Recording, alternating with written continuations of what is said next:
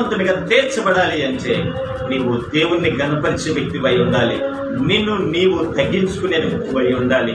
నీ స్థితిని, నీ పాపిష్టి స్థితిని గమనించుకొని తెలుసుకొని పశ్చాత్తాపడి ప్రార్థించే వ్యక్తివైతేనే నీవు నీతిమంతునిగా తీర్చబడతావు.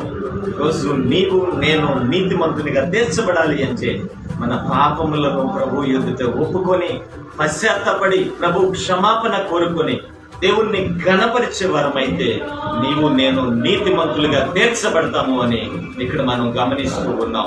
గొప్పలు చెప్పుకొంచు తనను తాను హెచ్చించుకుంటున్న ఆ పరిసయ్యుని ప్రార్థన అంగీకరించబడలేదు. కానీ తనను తాను తగ్గించుకొని తన స్థితిని గ్రహించుకొని పశ్చాత్తాపడుతూ చేసిన చిన్న సుంకరి ప్రార్థన అంగీకరించబడినట్లుగా, సుంకరి నీతిమంతునిగా తీర్చబడినట్లుగా మనం చూస్తున్నాం.